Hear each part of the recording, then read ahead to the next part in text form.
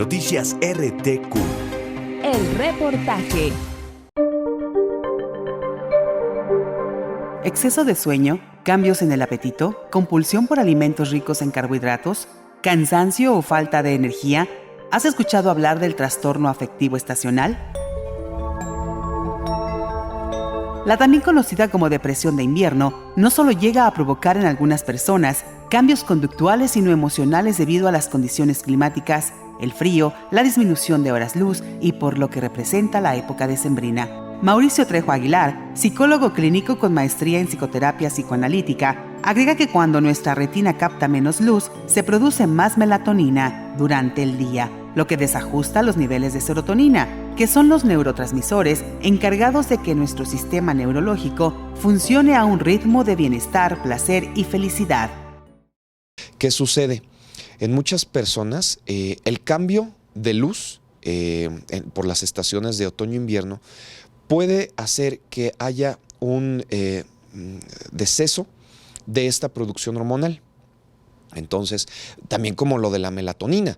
Entonces, la persona fisiológicamente tiene una producción pequeña, vamos a llamarle, o poca producción de estos neurotransmisores, y entonces no tiene muchas ganas, no es tan alegre o no tiene tal bienestar como las otras épocas del año, en donde hay más luz, hay más sol, hay más color. Sin embargo, el también especialista en psicoterapia emocional hace un llamado a mantenernos alerta y saber diferenciar, por un lado, el trastorno afectivo estacional y por el otro, el trastorno afectivo emocional. En este sentido, explicó que la alteración en la conducta de la persona se manifiesta con una serie de comportamientos que no desempeña a lo largo del año, sino únicamente en la época invernal, tales como fatiga, cansancio, sueño, apatía, aislamiento y baja productividad. ¿Y por qué en época de frío se antojan más los carbohidratos? ¿Por qué nos da ansiedad estacional?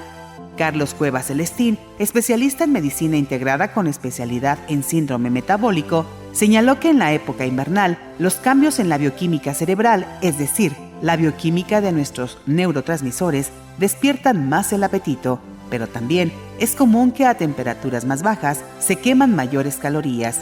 Entonces, el organismo requiere mantenerse a cierta temperatura y para ello necesitamos consumir alimento y generalmente el alimento que se viene a la mente son aquellos ricos en carbohidratos, dulces y calientes.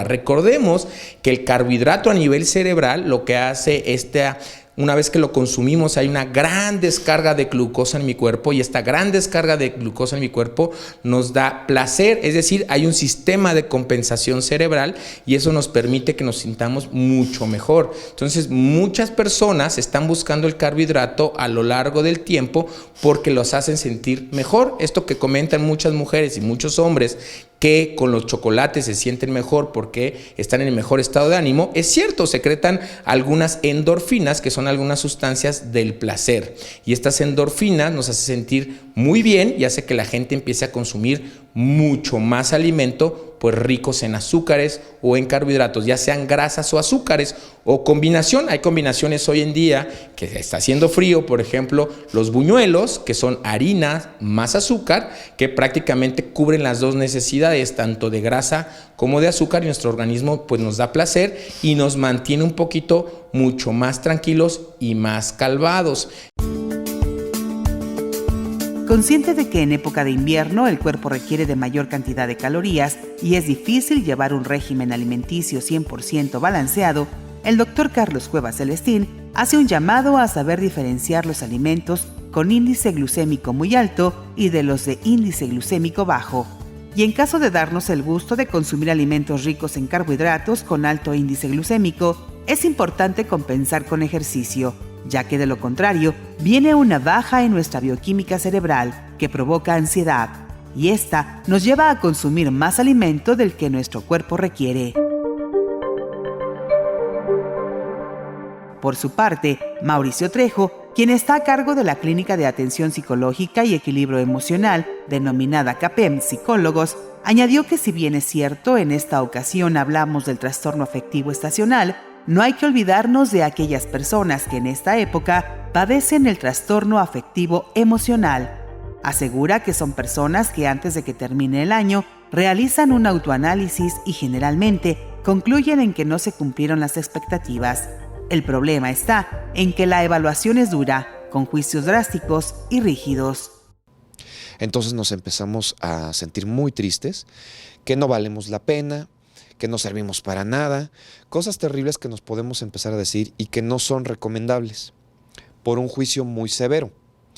Lo que entonces aquí sucede es que nosotros le estamos dando un significado emocional de pensamiento que afecta directamente a lo que se le llama lo cognitivo-conductual. O sea, mi manera de pensar va a ir directo a mis emociones y entonces a mi conducta. Si yo tengo un pensamiento negativo de mí mismo y me digo algo terrible como mi año fue una basura, no hice nada y no serví para nada, lógicamente, ¿qué tipo de emoción me va a despertar esto? Una emoción triste, depresiva y de sentimiento de culpa.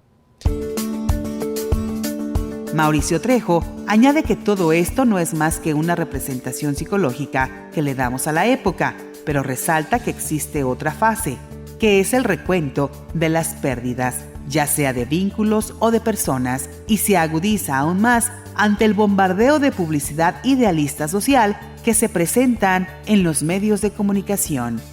A las personas que padecen este trastorno emocional decembrino, el especialista en psicología clínica recomienda perder el miedo, romper con los tabús y tomar psicoterapias con médicos especializados en psiquiatría, neurología o neuropsiquiatría. Para Noticias RTQ, Laura Rojas.